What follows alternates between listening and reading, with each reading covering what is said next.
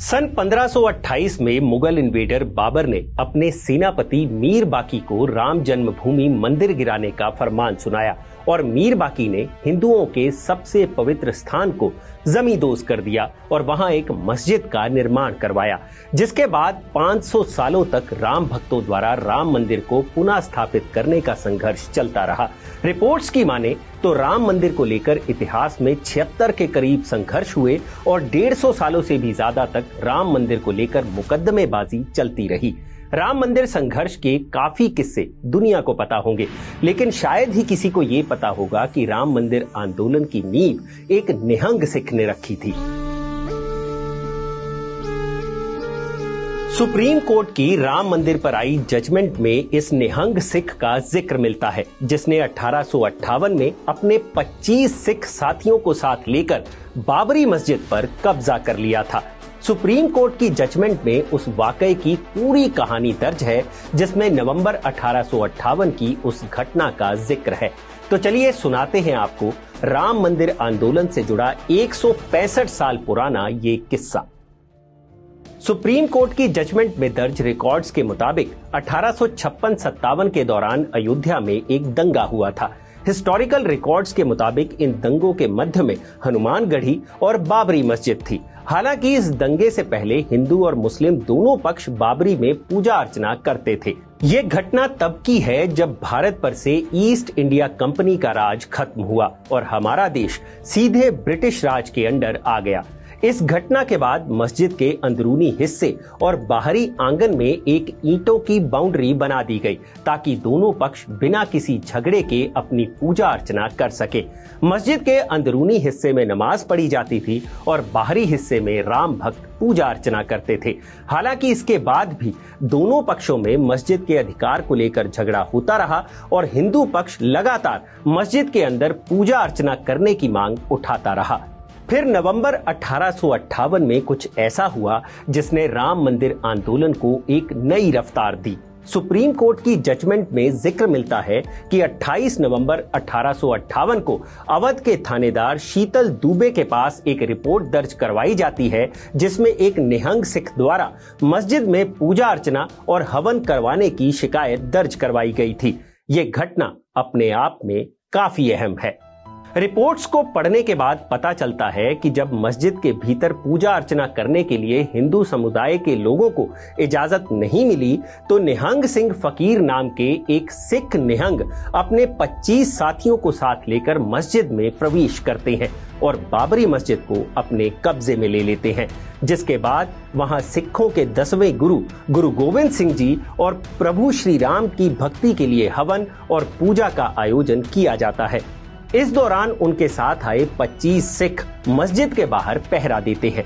Reports के मुताबिक उस वक्त इस मस्जिद को जन्म स्थान मस्जिद कहा जाता था। सुप्रीम कोर्ट की जजमेंट में ये जिक्र मिलता है कि मस्जिद के मुअज्जिन सैयद मोहम्मद खतीब द्वारा अवध के थानेदार शीतल दुबे के पास एक रिपोर्ट दर्ज करवाई जाती है कि निहंग फकीर सिंह द्वारा मस्जिद के भीतर मेहराब के पास एक कंक्रीट का चबूतरा बनाया गया, जिस पर भगवान की तस्वीर रखी गई। चबूतरे पर लाइट का इंतजाम भी किया गया और उसके पास एक गड्ढा खोदकर मुंडेर की दीवार को पक्का किया गया और वहां अग्नि जलाकर हवन और पूजा अर्चना की गई और पूरी मस्जिद पर कोयले के साथ सिखों द्वारा राम राम लिख दिया गया। सिटी कोतवाल मुर्तजा खान ने जगह का मुआयना किया और निहंग सिंह फकीर द्वारा बनाए गए चबूतरे और दीवार पर लिखे राम राम को हटाने के लिए कहा गया।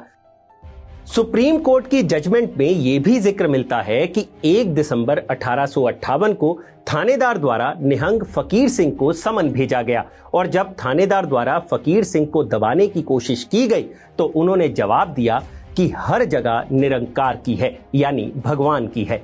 खैर, पूजा अर्चना करने के बाद निहंग फकीर सिंह और उनके साथियों ने चबूतरा बनाकर ये साफ कर दिया था कि मस्जिद के बाहर बनी रेलिंग राम भक्तों को मस्जिद के अंदर पूजा करने से नहीं रोक सकती। निहंग फकीर सिंह और उनके साथी मस्जिद के पास 2 साल तक डटे रहे। एक तरफ मस्जिद में अजान होती थी तो दूसरी तरफ शंखनाद किया जाता था। इससे पहले ऐसी घटना सदियों में नहीं हुई थी। ये लगातार काफी वक्त तक चलता रहा।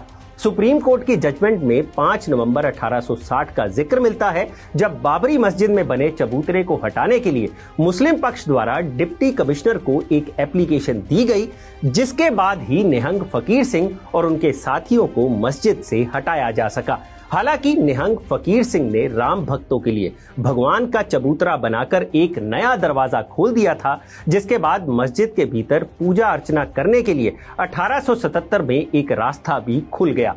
और अब निहंग फकीर सिंह की 8वीं पीढ़ी से संबंधित पंजाब के बाबा हरजीत सिंह रसूलपुर बाबा निहंग फकीर सिंह की याद में और हिंदू सिख एकता को आगे बढ़ाने के लिए 22 जनवरी 2024 को जब रामलला अयोध्या के राम मंदिर में विराजमान होंगे, तो वहां संगत के लिए लंगर लगाने जा रहे हैं।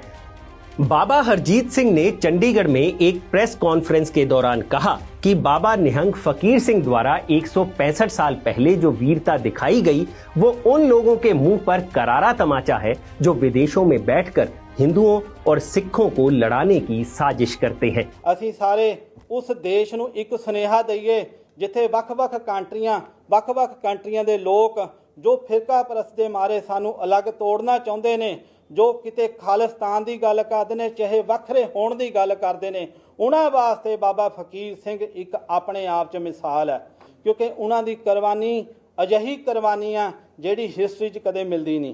जे साडा असी सनातनी ते जे साडा राम साडा सी, जे राम मंदिर नाल साडा प्रेम सी, तां साडे बजुर्ग उन्हां हालातां विच उत्थे जाके लड़े।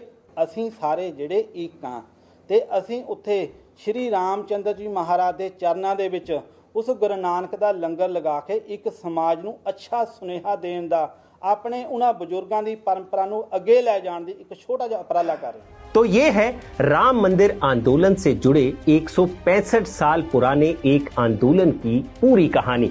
अगर आपको ये वीडियो पसंद आया हो तो इसे लाइक और शेयर जरूर करें, और जानकारी से भरे ऐसे ही और वीडियोस देखने के लिए सब्सक्राइब करें हमारा चैनल अनकट। शुक्रिया।